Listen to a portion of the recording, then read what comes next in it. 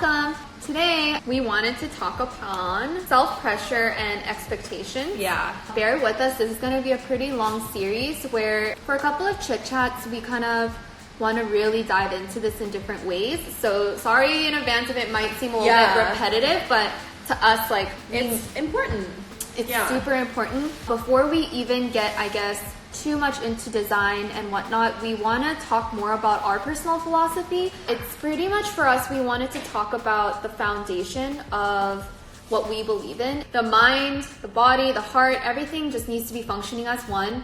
But that's not something what people you would usually think, because people think, I feel like personal growth or like professional growth are two separate things.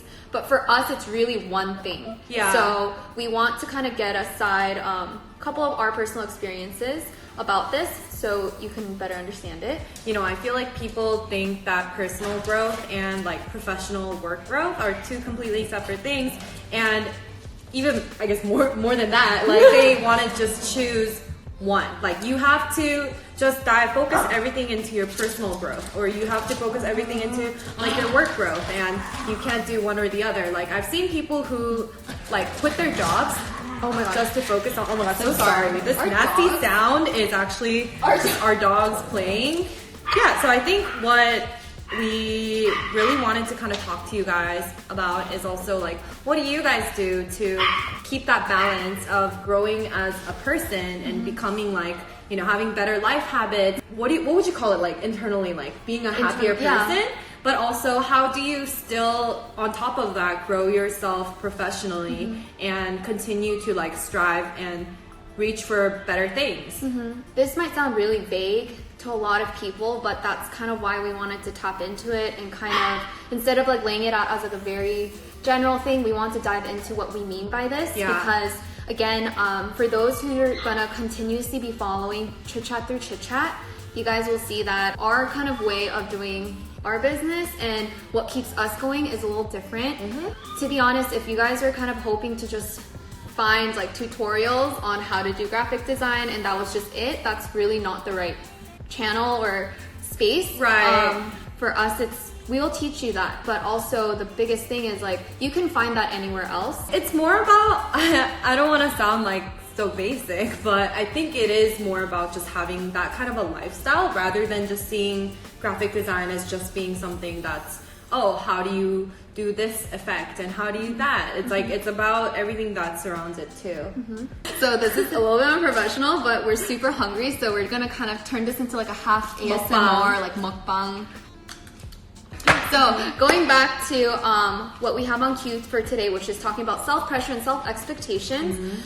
Dawn wanted to first touch upon what was like one of her run-ins on kind of what made her feel squeezed and a moment of this. Yeah, so there's a couple examples that I can think of, but this is over like a year ago. I had a client and she wanted me to put together this like editorial kind of lookbook for, I'm not gonna say like what products she was selling. I was like, okay, this sounds like a really cool opportunity. I've always been really interested in doing like editorials and kind of like fashion-y like catalogs. So I worked on that with her, and by the way, this isn't any of our current clients or anyone that you guys might know. She had me work on something, and this is back when I didn't even understand that the importance of like having like a revision clause or like having things that protect me from getting like overworked, right? So I put together like, this was like a 30-page editorial. So, and I was not even getting paid like minimum wage. No, you did not even get paid.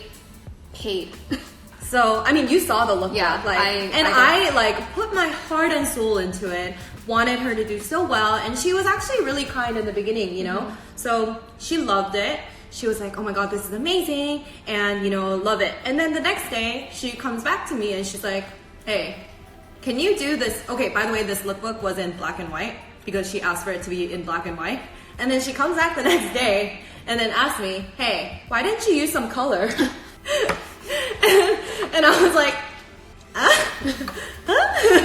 So was it the color purple? Was it purple or something? No, she didn't even say why didn't you use some color, but So some of the editorial photos that she had sent me did have, I think, a lot of like blue in it before I made it like all black and white as she requested. So I was like, okay, I mean, like, if you really want, you know, maybe she changed her mind because, you know, people can be very visual and they don't really know what they want until they see it. So I was like, okay, that's cool. So she asked me to change the color or add a little color. So I was like, okay, I will only accentuate the blues, but keep everything else black and white. Did it. She looks at it. She loved it. And then the next day, she comes back and now she's asking me to add like 5 more pages. So, to the layout. Mind you, this process keeps going on where she loves it, Dawn puts in a lot of work, that's unpaid, and it's approved, and yes, like Chelly said, revisions rabbit hole. It's such a rabbit hole. Like, and I think for young designers who, this is like a tricky thing to say because I think for young designers who are hoping to gain experience, there's a good fine line on, I think, grabbing that opportunity, taking that opportunity to learn in order to build your resume and just being so overworked with a client that is just mentally and financially so unhealthy for you. It's so unhealthy for you. And it just got so bad to the point where I remember you had to work when your mom was here. Yeah, so my mom was visiting from all the way from Korea because that's where she lives now. Like, we were actually going on a trip to San Francisco, so I honestly expected this project to be over before my mom came to visit. But it didn't because she'll like say one thing and then the next day she'll come back with like suddenly unhappy about everything. And it was getting to the point where my mom and I were ready to go on our flight. I actually told her the night before, hey, by the way, like, here's my last round of revisions. I'm actually going on a trip tomorrow, or actually tonight. Please, like, just know that, you know, hoping that she was like a decent enough of a human to not, I don't know, like, to just get the message, right? So I send it and she's like, okay. And then I thought it was over, ready to leave. Like, I have all my bags packed. And then right before I head out, she sends me another email asking me to make more changes. And this is when I'm kind of getting annoyed because this is when she starts going, actually, don't really like having accent color blue. Can we change it? And I'm just like, at this point, I'm realizing that this isn't really my problem, but this is actually hers. Like, she would always angle things in a way where it's kind of like, I'm not getting it, but to be honest, like, that wasn't the case. I ended up saying no.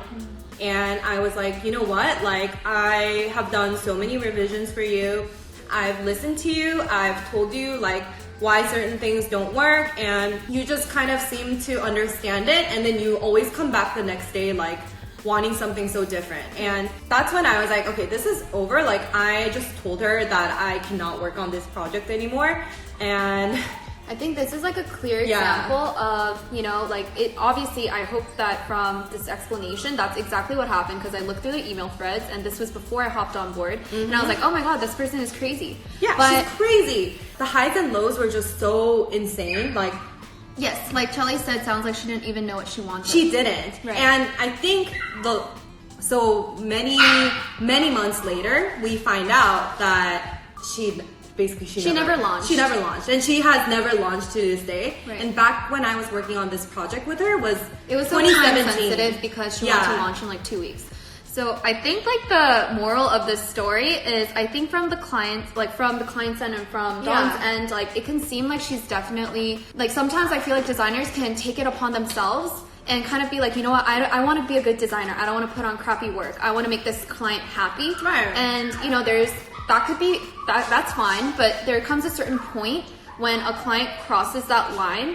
And I think through that experience, Dawn learned that sometimes, like, the reason why it also went on is because first, the client was a little bit unreasonable, but second is because of her own self-expectations of, like, you know, like, starting out in the new design world, wanting to make good connections with everyone, do like, a solid job. I don't want to be labeled as the kind of designer who, you know, like, as much as I tried, the story might get twisted and she might tell other people that I was being lazy and I didn't want to make any changes or, you know, like, we don't know what she's going to say. So at the time, like, me being like a designer who's trying to just build my portfolio and really work my way up, I was so scared to see the truth that she was taking total advantage of me and, you know, me coming like being so accommodating. Like she was totally taking advantage of it. And I think that's when I realized that, wow, like just because these people like are willing to pay me money and all of this does not mean that I can just take all kinds of shit from them. That's something that we wanted to touch upon like this whole thing of, you know, sometimes we're going to come across things in life and in work that is going to put us in like a tricky situation of the other person being unreasonable, but sometimes like we don't even know how to deal with it, because low-key it's also us like learning more things about ourselves, right? Of how to deal with your own self-expectations and what's reasonable to the point that's healthy. Jeff H says, email signature can be used to signal your unavailability and allow yourself to unplug. After communicating your unavailability, travel plans ahead of time. So actually, that is definitely something we started doing after Sophie came on board, because she is, you guys know that she's the queen of disclaimers. So every time her or I or anyone goes on vacation, she'll always put like, what do you call those, like automated email responses? Yeah. Those actually personally get annoying for me. So more than automated, I actually put ours on like a little sub note in the email signature so they can clearly see that when we're going out. Oh, that's really smart. Yeah. The Melon said, if the client was a lot more honest the first time, you think it would have worked a bit better. Yes. I agree. Like, I honestly don't think she knew what she wanted, but she didn't want to seem like someone who has no direction. And I think one thing that I've learned recently too is obviously being a good designer means you have to be good at listening and taking instructions and being able to like put that into like a vision. But also I think you have to kind of be good at spotting out a client who does not have that much vision. If you sense that, try giving them like your vision and see if that works, because that honestly might resolve the whole thing before you even start the project. That's like something else that we can completely tap into is this whole thing about exuding confidence and showing that your art direction is the direction, and there's a reason why they came to you as opposed to making you an intern, again, tweaking little things and whatnot. But for those of you guys who are starting to try to start out as interns, like, we have something prepared for you guys as well, because we have including food, but How did you get started on all the design things? Design things? Like design tools or like design in general? business? Some clients expect the designer to fix or build their business for them. Yes, as if it's a magic solution. Agreed. I can't agree with that anymore. Sorry, like I was like, you literally took the words out of my mouth. Oh, and we have also another thing to say about that in a separate episode of choose the right clients, because sometimes if they're a sinking ship, that headache is gonna go towards you, especially like the ones that try to have you be like the magic pill solution, where you know nothing else is working, so they just kind of want someone that they feel like they're paying something to figure it out for them. And that is a really risky project to take on. I guess as flattering it is to think that they think that investing in better graphic design is the solution, if there is something that's like fundamentally wrong with the business or fundamentally wrong with, I don't know, the structure or something, and that's why the business is like tanking, or it's like the product's not good. Yeah, it's like there's some other reason. And yes, having good graphic design or doing like a full-on rebranding, whatever it may be, yes, it could be a good solution temporarily, but in the end, if the product still does not reflect these positive changes visually, then what's the point? Like, it's gonna fail anyway. I'm gonna jump right into asking Dawn a couple of questions about pressure and self-expectations, just so she can expand on it and we can kind of direct a lot more of today's topic towards you guys. And then we're gonna close it off with answering some Q&A that you guys had for us. So before we jump into that, I guess we'll go back to the question, what do you recommend to do for people that want to go into this industry? Have a lot of grit. Even for graphic design, or I guess whatever skill, like you're gonna be said no to, or someone's gonna try to milk you, and like you'll realize that people really aren't all about like butterflies and rainbows and whatever it may be. As much as we wish that the world could be such a positive, like everyone helping each other out kind of place, you really have to understand that there's people who are gonna try to steal your work. There's gonna be people who try to, like Sophie said, take the most advantage of you or rain on your parade. Rain on your parade because too. you're doing well. Yeah. And you know what? It's not on you. I think something that we definitely learned is like that negative energy. Like you don't need to suck it in. No. And like let people do them. Yeah. And actually, that's actually what's been making us so much brighter. Yeah. The past 6 months is we don't actually give a fuck about what people. And sorry, TMI, but because we feel so connected with you guys, I'm just gonna say it. We're like that time of the month right now too, and we're being so like positive and peaceful, and we're just looking at each other like halfway through work, just like we're pleasant, which makes everyone else pleasant. Like, what is going on? Yeah. Like, I'm happy. Yeah. I'm not PMSing. Yeah. Like, and no, it's not because we're on like drugs. it's because I think we just recently just felt so much lighter after realizing we don't need to hold on to these burdensome relationships or burdensome like feelings of feeling bad. Don't feel bad. Yeah. Like, snip it out. Yeah, snip it out. And forget about it. Forget about it. Okay, Shelly said, how do you keep from burning out from frustrating clients and projects in their early stages? Ooh, can I say one thing? And I think this might also be more on Sophie's end, but really managing people's expectations.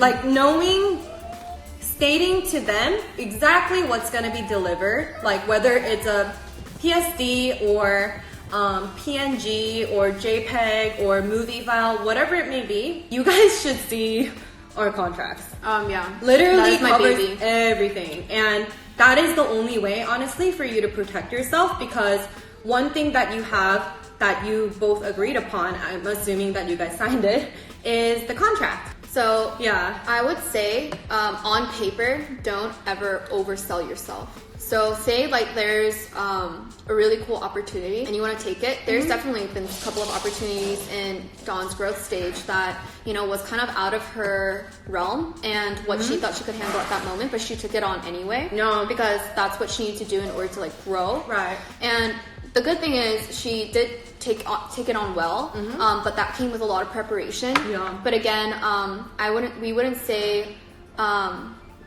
take on anything that's completely like don't overpromise, because I think that's where a lot of miscommunication or unhappiness start to form. Yeah. Is you want to make the other side so happy, so you're like, yeah, like I can do this, you like, can do that. Don't always actually like, I don't want to tell you guys to be a yes man, and you know, feel free to disagree with me. Like, let me know if you guys think that we're being too jaded.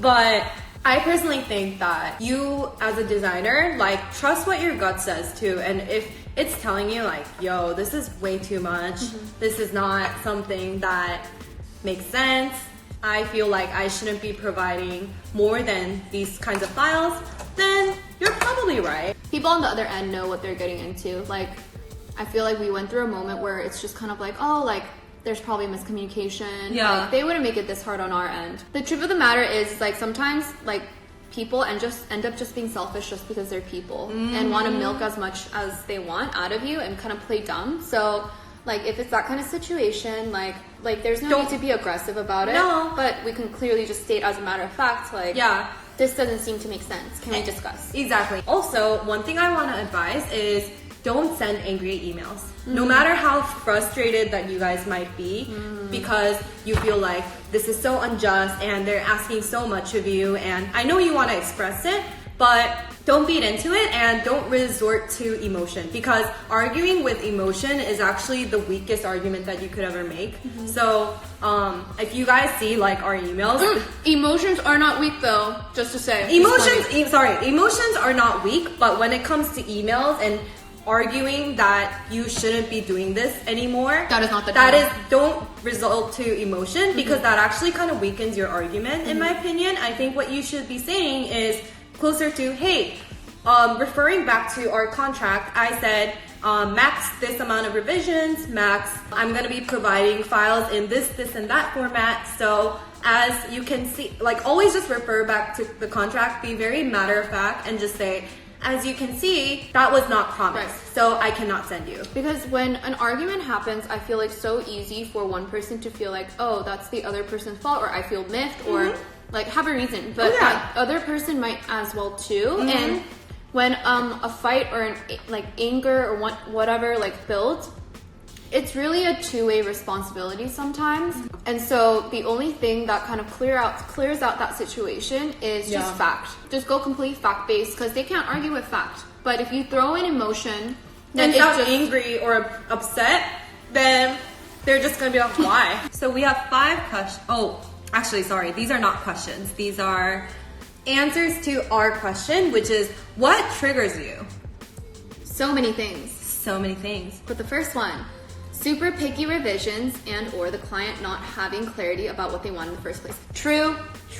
And we actually kind of talked about this today, so very relevant. Just for those who might be wondering, how do you avoid clients, and how to not get triggered in the first place, or how to avoid that situation, is even if you're dying to work with that client and they seem like a dream client, you really want to lock them in, just not setting expectations clearly from the start, and having that mutual respect will get yourself into a butthole situation. I also want to add, if they're requesting too much of you, and I honestly feel like a lot of this is such a case-by-case thing where you might not really have a choice. It's like you said, a really impressive client that you really want to impress, and it's one of those situations where your heart says, I could do a little more than what I originally promised, because I really want to impress her or him and have that person be a constant recurring client. Then I would say, yes, go above and beyond and do those extra work that you might have to. But let them know when you give it to them. Say, hey, this is above standard. We're giving you this because I really felt passionate about my project with you. Right. Let them know. Let them know, always. Don't let them assume.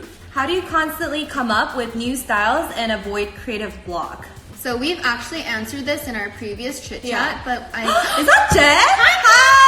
Hi! Whoa, Wait, whoa. Jen, I'm wearing the Eggy hat. I love it. It's my only beret. Hi! It's great Thanks for coming. It's great to have you. Yeah! Oh, it's a great beret. I You agree. guys, Eggy is a great brand. Anyway, back to the questions. When they bargain the price of the design. Okay, so I think this is something that you have to kind of know what you're doing before you go into the bargaining stages, because I feel like it also has a lot to do with how much you want to work with this person, or Are you even available? yeah, are you even available? Is this a rushed request? So sometimes what happens with us is there are clients who request a 24-hour turnaround time, and they understand that, we usually plan out our weeks and our schedules way in advance, so we might not have time to squeeze this in with a normal rate.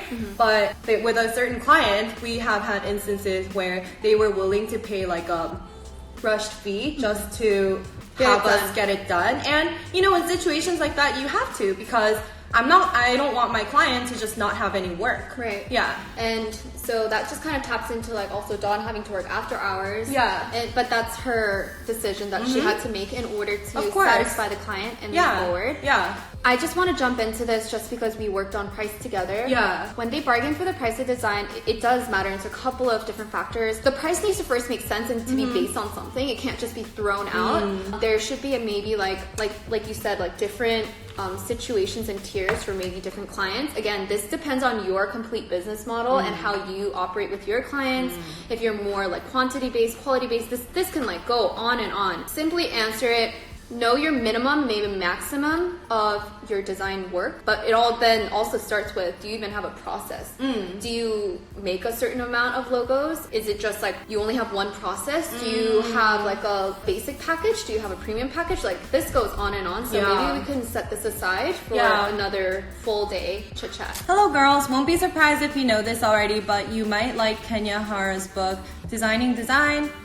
You're doing a very nice live stream, good That's thing. so nice. Oh, thank you. We'll take a look, actually. Yeah. I'm actually always looking for more design-related book recommendations. We'll actually put it on, if they have it in the audio version, then we can just play it in the office and listen to it. We've been listening to the Lavender podcast a lot. It's Lavender's so great. You guys need to listen to her. So great. So great. Sorry. I think a lot of the things that she covers in our podcast is very relatable to us, because you know, she'll talk about like feeling stuck, or like she goes over things like creative blocks. And I know a lot of you guys were asking questions about that too, so definitely check out career her. change, Yeah, the fears of maybe even fear of freelancing, and hopping on that. It's a really good cleansing podcast to listen to. I agree. How do you mentally prepare for the workday? Ooh. We have a system. Well, you mentally prepare by getting a text from Sophie in the morning. Good morning. I am her alarm clock. How do we begin? So this is actually something that we're also fine tuning. Yeah. I'm apparently a morning person and a very night person. So that means that a lot of my afternoon time is not as my peak time as it is for Dawn. Like Dawn thrives in the morning and just until noon. So we're still working out our consistent schedule because we've been kind of testing it out like maybe 3 times during the week. We're there full time and twice a week. I'm like working at different times on a time that works for me. But anywho, I think we're going back to just regular work times and kind of setting aside different works for the different day. But how we get started is I wake up always before Dawn. And I text her. I don't know why, but I imagine Sophie waking up like, you know those Disney princesses that's just like, no, that's not how and I then, woke like, up. I feel like your dog is just like pleasantly waiting by your side. No, I usually have the craziest dreams, and then I just like wake up. Like it's not even like a peaceful waking up. It's just like I'm up, and then immediately phone. More and corn, Dawn. And I'm like, more important. And then we get the day started. Yeah. And then I don't think that really answers the question, but moving on. Exposure instead of compensation. It's not going to pay for my bills or food. So recap, we asked the question, what triggers you? Yes. Exposure instead of compensation. It's not going to pay for my bills or food. So for me, I have kind of mixed feelings about this trigger point, just because I do feel like sometimes exposure is invaluable. Then, I mean, unless the compensation is like a lot of money or something, I don't know. I personally, I guess also being in a world where we do work with a lot of other influencers and stuff, I feel like exposure is good. But I'm not sure if I'm tapping into something a little bit like a tricky subject here, because I guess it really depends on who the client is too, and if I guess their exposure is relevant to your design business or whatever you're trying to build. What do you think? I personally don't understand the question. The question is, what triggers you? And this person said exposure instead of compensation. I think I think that one's, for me, it's kind of like it depends on what kind of exposure. Like obviously if it goes hand in hand, that would be awesome. As in like let's say you're like a designer, but like let's say, I mean like I'm just gonna go back to like working with Jen, right? Like for me that was honestly like an invaluable experience, because not only did I learn from like one of the best influencers out there on, like I knew nothing about the industry before, you know, but working with her, I learned so much about like how things work and like, you know, what's to be expected and the different kinds of designs that also need to be provided for like specific fashion influencers. So for me, like that wasn't too much of like a bad thing. And also like she also compensated me. So that was like, best case that scenario. was like best case scenario. But I guess it needs to make sense. It needs to make sense on both ends, I think. Right. So yeah. But anyway, let's go into the last point. We'll get back to that. Yeah, we'll get back to the Q&A. Did we go over all that? Oh. Ooh. Last minute cancellations. So actually, this one used to just be so terrible when a client bails on you, but now we personally have this thing where we don't get started unless you deposit. So like not even gonna start a mood board for you. Yeah. You better put that deposit in because our time is valuable too. Yeah, Like exactly. we can't get started if Or you don't commit. Sometimes there would be cases where they would get all your creative juice through a free consultation, Right. and then they go on and they hire like someone who's willing to do it for free cheaper or whatever the case may be, or even like their close friend, or I don't know why. Yeah. And they would just go through with that person, and it's like, okay, so the whole package of like advice that we gave you and all these like ideas that we were throwing out, being all excited during the meeting, you're literally just taking advantage of it and having someone else execute it, and that's not okay. So that is why we started being like, I'm so sorry, like we need your full commitment before we decide that we are working together. Yeah. Because we also need to protect ourselves. Say it. And that's gonna actually take time away from like really valuable clients who are just wanting to move forward with us. Keep going with it. And we like commitment, but we don't like no-mitment. Wait, you were doing so well. I was like about to throw in like a keep going. No-mitment. No-mitment. This is why I'll never be a rapper one day. Oh, last one. When they aren't specific enough. Yes. I think that's kind of going back to the other answer about not having vision or direction. I guess that's just universal, huh? Like all designers just feel the same. Yeah. Okay, let's go back to the questions though. So Jen Mariana said, do you have any advice or tips for a freelancer? Been loving your work since you're designer. I think my advice is work hard and work smart.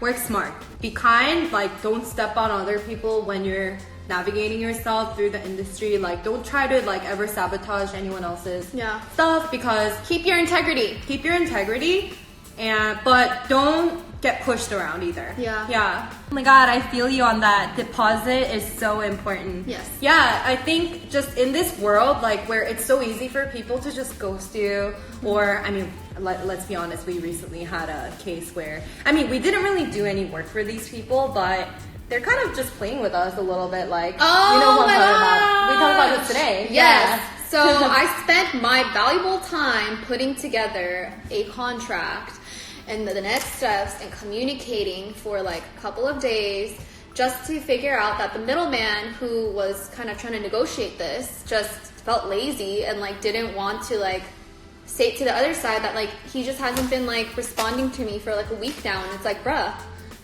respect people's time. Yeah.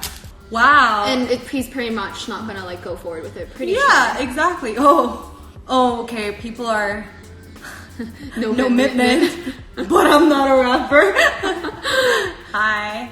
I swear Jenna instead of Dennis. Aw, hashtag Eggy. So we're gonna leave the last 4 minutes up to any possible questions that you guys have. Questions. Please send them away. For everyone that's joining us, any hearts, thank you so much. We love you. Feeling so hyper. I know. Tired. I'm actually so hungry, even after this. Today has been kind of a zombie day for me. Yeah, it has. Oh, but I'm super excited. Can I say this? What? I don't know what you're gonna say. What are you gonna say? You mean you can't read my mind? I'm telling you with my eyes. So Thursday. So Thursday. Yes. Go. No, you say it. I kind of don't want to say it now. Okay, so this Thursday, dun, dun, dun, dun, boom, boom, boom. I don't know what beat this is, but Thursday we're getting our office. Woo! And we're gonna have a teaser of it coming out. Yes. On our YouTube channel. Woo! For those who don't know, we have a YouTube channel. We hit past 100 subscribers. But we can't have a personalized domain right now because we have to wait 30 days. Yeah, we have to wait 30 days. Thank you, YouTube. Thank you, YouTube, but also thank you guys for actually subscribing and getting us to 100 like subscribers before like YouTube even lets us have like a personalized domain, and I think that's amazing. Super happy and flattered and please subscribe just so we know that someone wants to watch it, and so we could keep making content, because we really plan on kind of sharing you guys our world. So that's that. For those who haven't joined Chit Chat, thank you guys. Facebook group. Yay! Thank you. Yeah, we're gonna do like a preview tour that's coming out on Thursday, and then teaser. we're gonna use like the next month or two to do some renovations, and we'll do like a big reveal, probably around like end of April, hopefully. And then I will not be here for the next chit chat because I'll be in Barcelona. Bye-bye. No! What am I gonna do for an hour? Entertain. Okay, I'm already stressed out. So we have one last question. What was the most valuable lesson you've learned in business experience thus far? Ooh, that's a really good one. I really just Pick one. valuable. We could have different ones. Oh yeah. Oh my god. Sorry, Chef H. Really feeling the big Donna. Sorry. Life lesson is for me. Okay, can I go first? Yeah. Trust your gut. Oh, that one's a good Trust your freaking gut. Yeah. Because sometimes people might like lie to you or kind of tell you all these different things, but they might not actually be looking out for your best interest. And when your gut says, no, don't take on this project, like I'm not getting good vibes from this, but your head is telling you like, hey, take on as many projects as you can. Don't be a naysayer, be a yes man. And okay, I don't want to like generalize the situation because I mean maybe sometimes your gut is wrong, but I think for me, like I think I used to be kind of like a self-doubter. So even if my gut was telling me that something's not right or I shouldn't be doing this project or working with this person, I'll kind of like just talk to a lot of other people about it and try to get their advice because I feel like they'll be able to have a more objective perspective, right. Which is sometimes true, but I also realize now that those people aren't in my shoes and they are not the ones carrying out this work or knows as much or cares as much about my business. So and the what would you say, the effect or like the consequences aren't going to be theirs. So right. So it's easy yeah. for them to just tell you, hey, but just take it, like don't be stupid. Right. But I think that's not always the case. Right. Yeah. I think adding on to that is, trust yourself and have faith in yourself that you're a right person. And, if something in your body, something in your brain, something in you is just saying, no, this is not it. Like, tune out what other people are saying and just trust in yourself that it's not okay. Like, it's your survival instinct. You know yourself best. Like, right. Trust yourself a little bit more. Right. I would say. Ooh, someone said, will there be another mentorship opportunities in the near future? Missed the deadline. Yes, there will be in the fall. Fingers crossed. We will announce it, so you'll know. Yeah. Yes. Bring Yuki into the next chat. Should we? You guys. I don't know. Should we? Yuki, do you want to be on it? Yuki, the education guy. Education guy. Okay. I feel you on that. Yeah, I think there's just times where it's, I get it. It's scary. It's concerning, and you just want to get as many opinions as possible. You just want to talk to everyone about it. But I think sometimes just not opening up too many doors is also a good idea. Like sometimes they don't care, but they'll just give you like some kind of really quick advice that doesn't like mean much. I don't know. I'm blabbing. Jeff said Sophie's most valuable biz lesson. Oh, okay. So mine, I think it's definitely something that Donna and I have been talking about was that trusting your gut thing. That self-doubt definitely kicked in, especially because like entrepreneurship is pretty scary. Like it's super scary. We're just going with our gut, to be honest. Like there's no formula. Like no one's telling us exactly what to do. We're just kind of paving this path. Oh, no worries. Thank you. You reminded me that I should answer though. Hi, Mom. But sorry, my mom just came on. Anyway, go on. Let's see.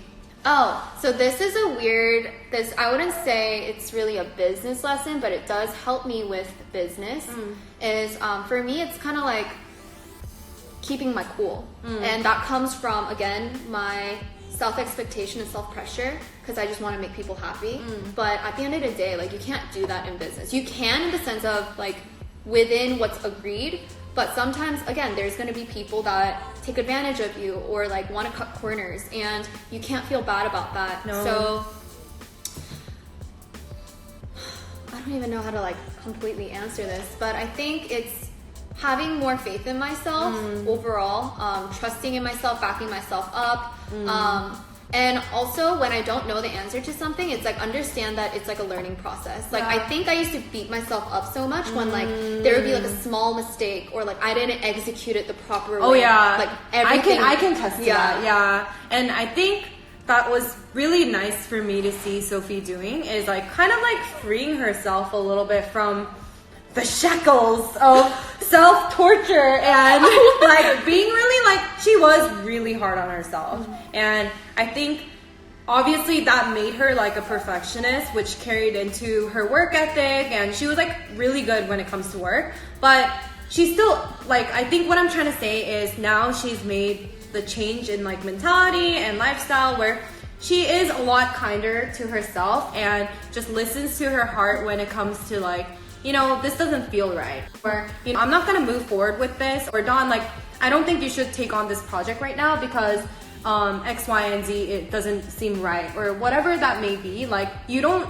blame yourself over like projects not getting booked or you know, little things like that. And I think that's been really nice for me to see because you're like not, you're still doing a great job with work, but you're just not like, yes, keep going, keep going. What have I been doing? Sophie says it. Yeah, she answered for me. Thank you. So that wraps up today's Chitter Chatters. Thank you guys so much for joining and tuning in. It's pretty amazing to see all the people interested in two girls blabbing. Seriously, I mean, like, Jen was here today. That's crazy. That's crazy. Yeah. Hi to Jen again that was in here. That's super, super crazy. So Jen was, you know, the really sweet, fashionable icon and YouTuber that allowed Dawn to have her platform to be able to be here and, you know, even speak with you guys. You guys probably all seen her work through Jen. So, all right. Oh, will do. Thank you. We'll have fun. Thank you so much.